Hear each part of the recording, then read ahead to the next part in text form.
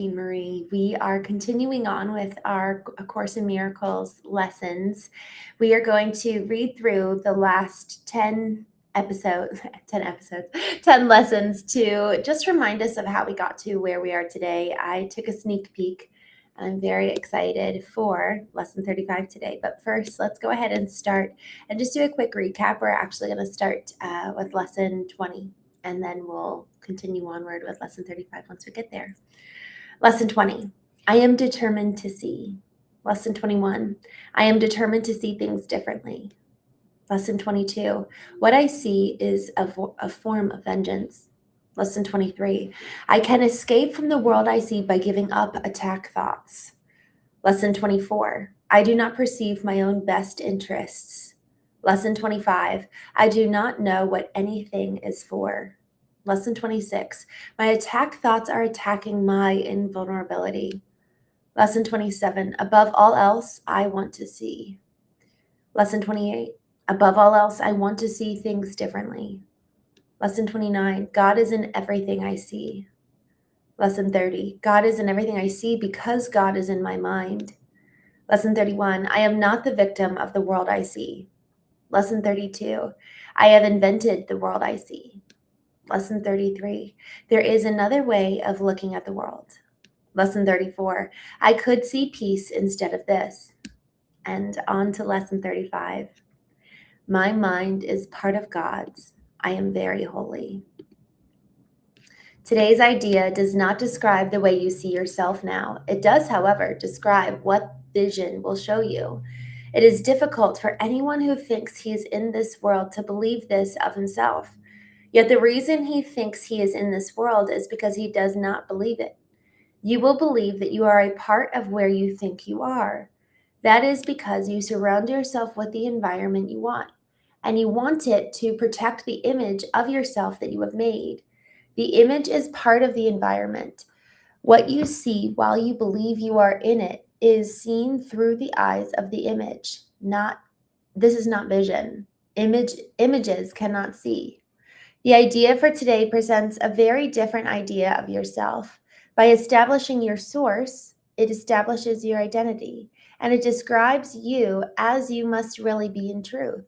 We will use a somewhat different kind of application for today's idea because the emphasis for today is on the perceiver rather than on what he perceives.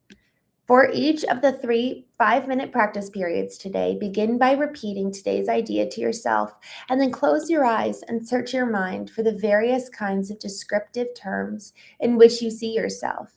Include all the ego-based attributes which you ascribe to yourself, positive or negative, desirable or undesirable, grandiose or debased. All of them are equally unreal because you do not look upon yourself through the eyes of holiness.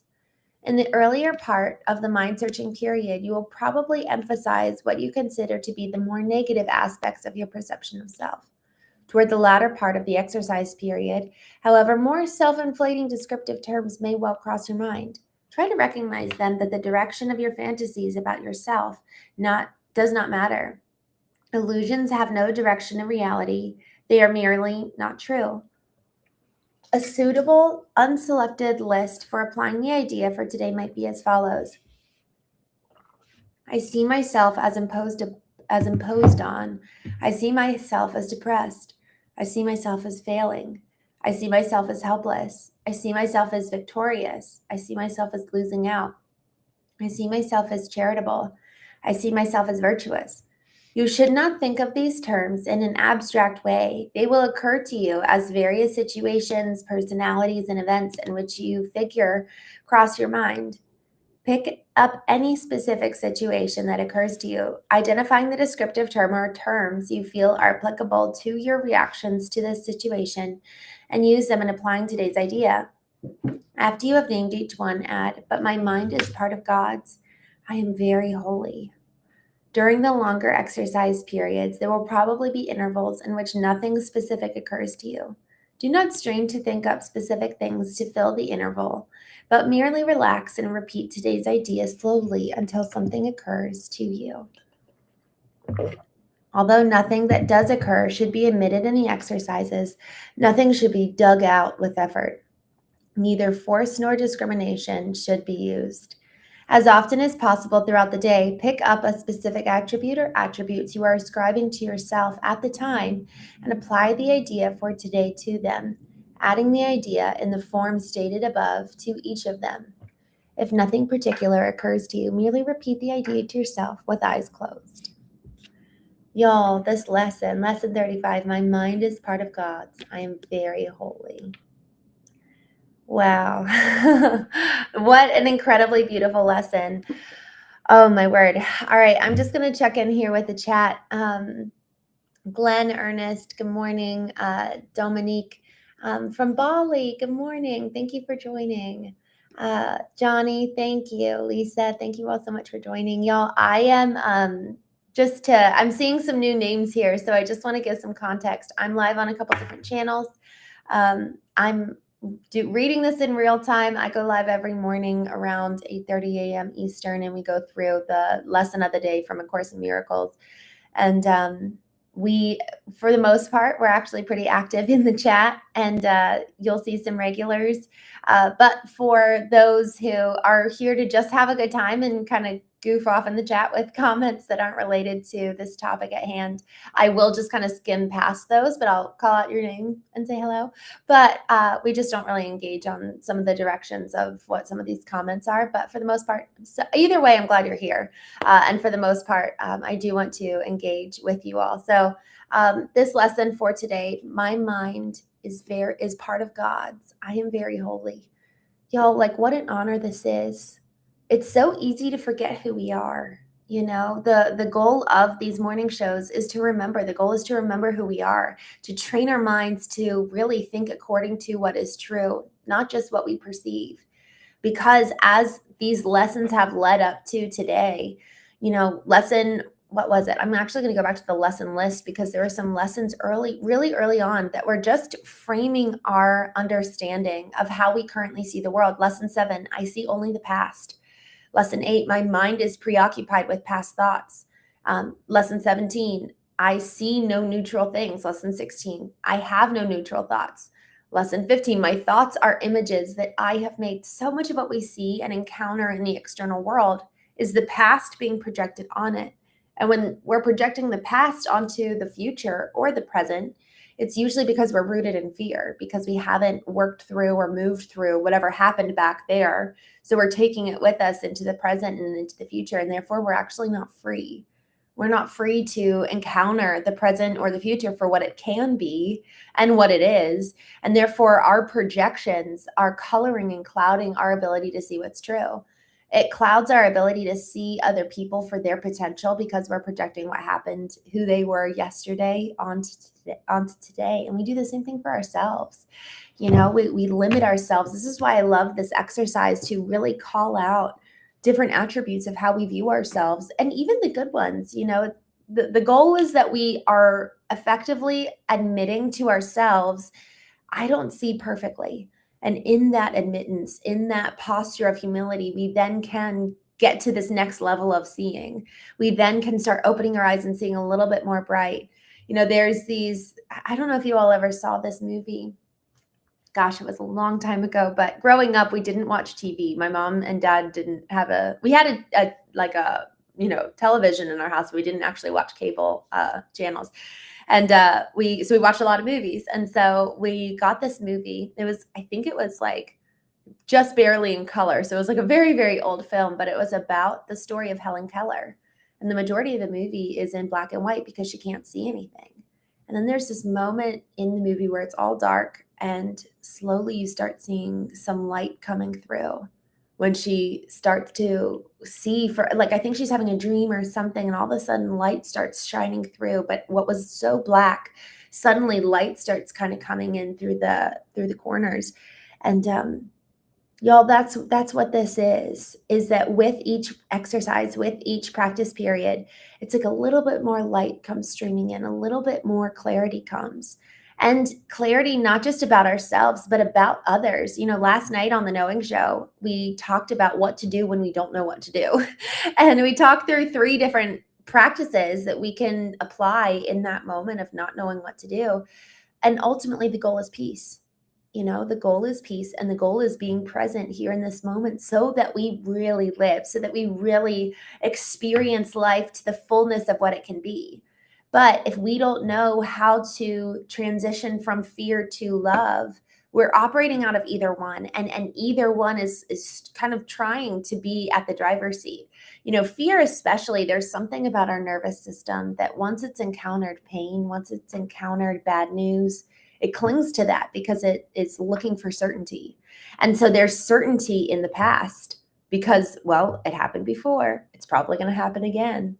And so the more we actually cling tightly to the past, the more we're actually trying to cling to the control of certainty, of trying to predict what's going to happen. And so then this question of, man, can I trust that there is that I can let go, that I can take the next step into the future of the unknown, and allow for today to be different than yesterday, and allow myself to be surprised, and not try to force repetition of the past. And that's what it means to repeat history. It's because we're so hung up in what has happened. We are projecting what has happened onto the present and onto the future. And then we just repeat the cycles that we've been caught up in for perhaps decades. But there's freedom on the other side of choosing, I'm going to see something different. I'm going to allow myself to experience today for what it is rather than my own projection of it. And yesterday's A Course in Miracles lesson, I really, really loved. I could see peace instead of this. And so that decision, I am going to choose peace in this moment. We were talking about when we're gripping something so tightly. And sometimes, y'all, we're actually gripping onto our own prediction of how horrible it's going to go. Sometimes we're gripping onto our depression. Sometimes we're gripping onto our fear.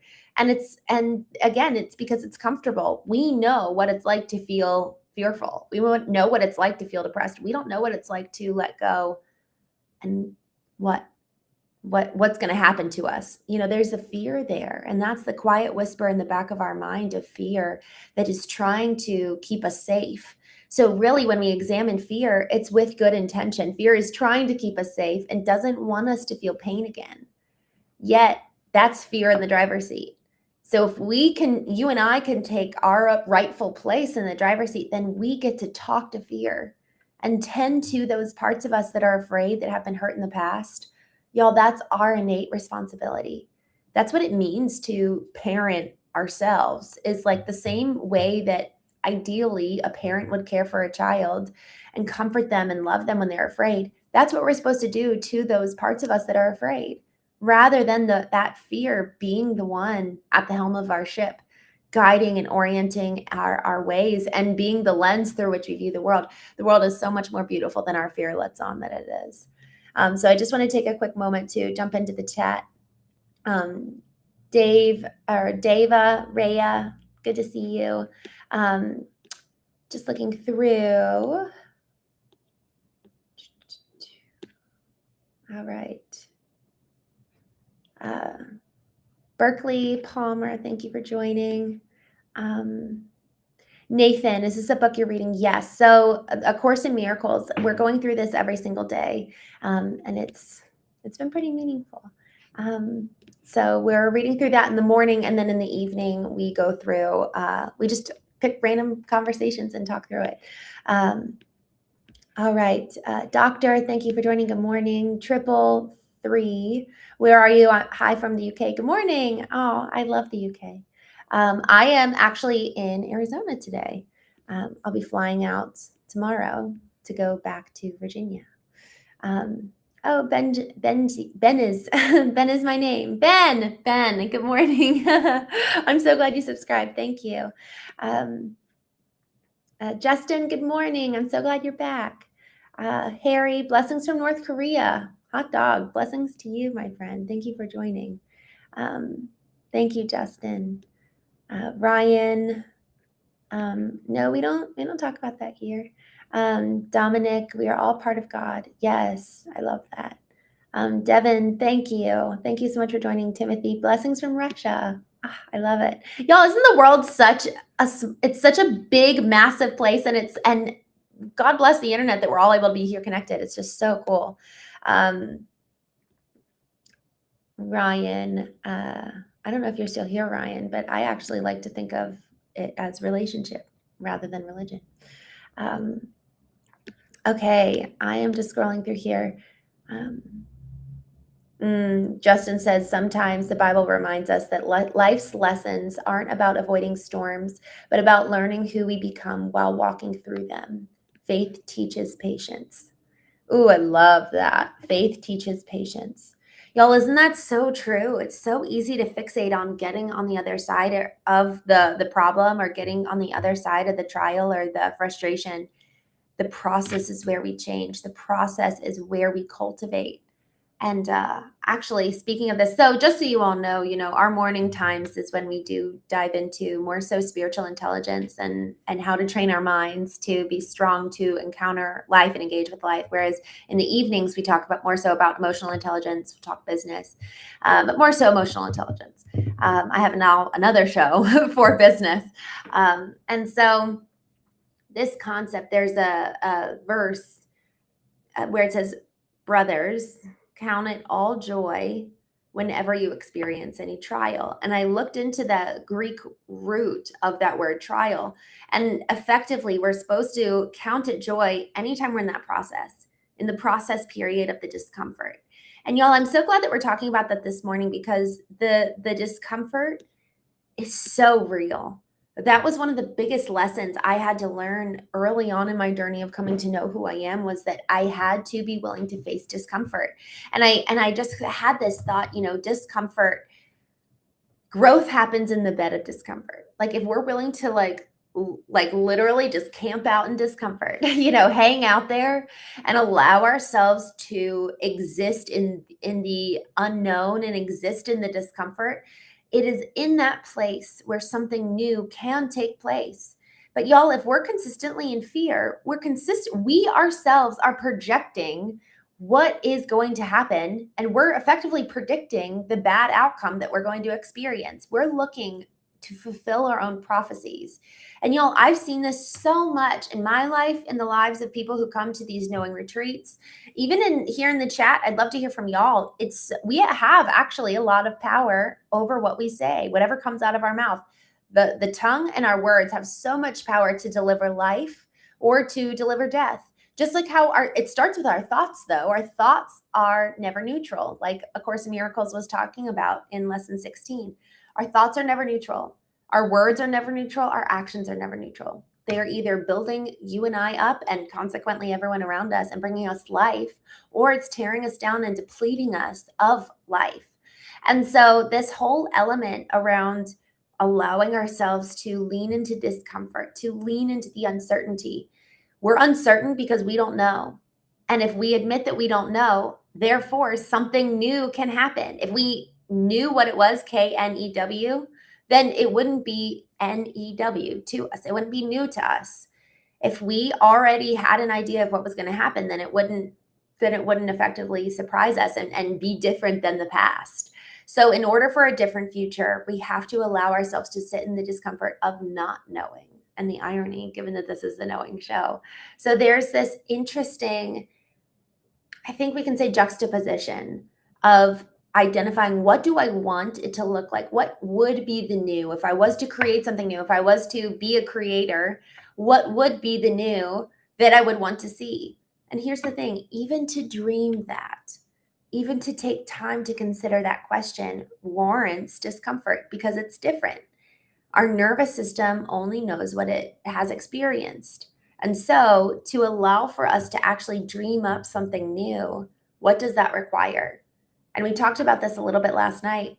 We have to move from a place of doing and operating and bulldozing our way through life, and allow for us to cultivate a state of being, letting go of expectations, letting go of our preconceived notions, and just kind of sitting in the abyss of, you know what could be?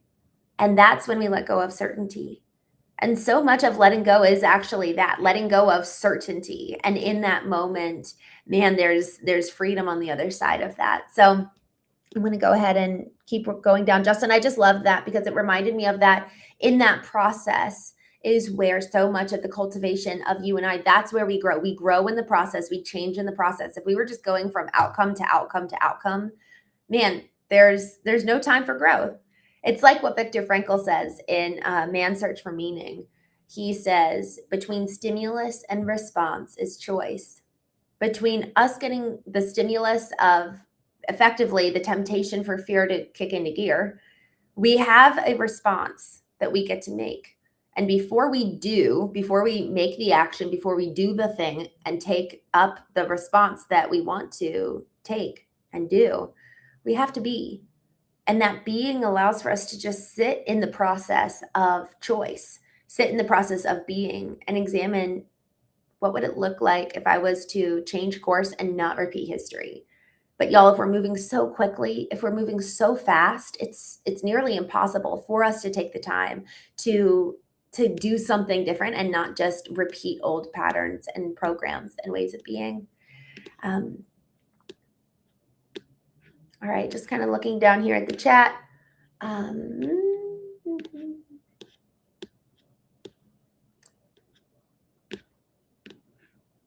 There is a lot of comments here that I just need to pass up on.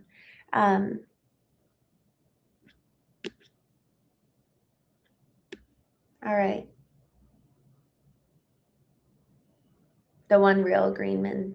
Thank you. I appreciate that.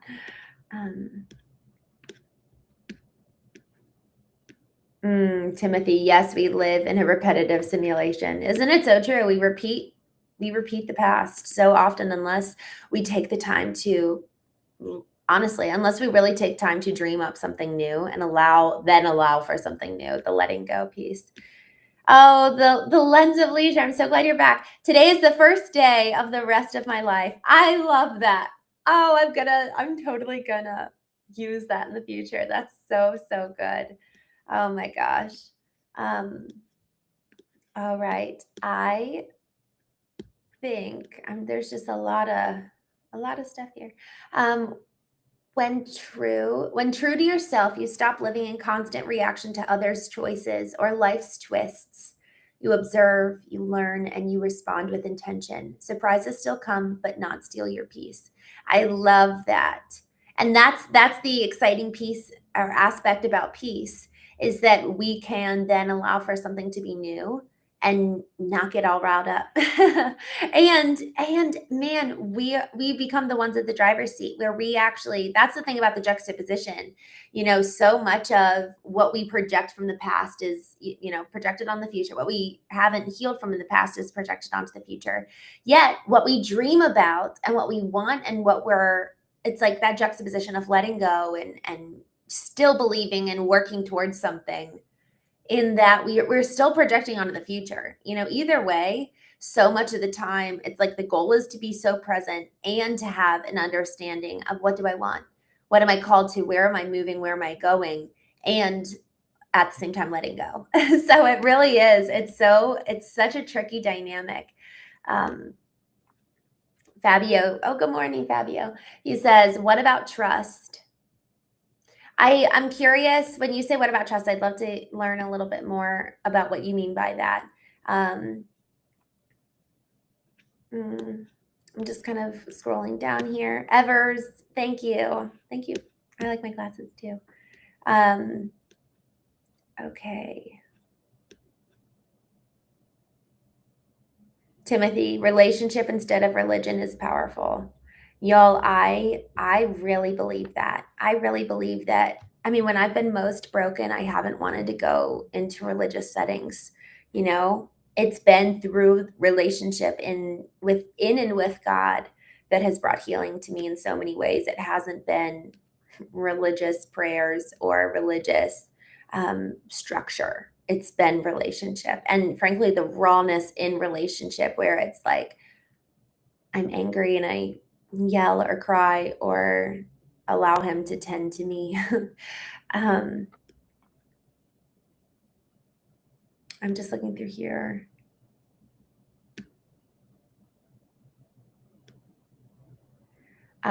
Intrepid Chimp. All I know in response to that is that's That's not the God I know, and so I don't know. I really don't. I know there's so much allegory, and so frankly, I don't know the difference between what's allegory and what's not. So I need to do more homework there, and I'd love to hear how you interpret it. Um, okay.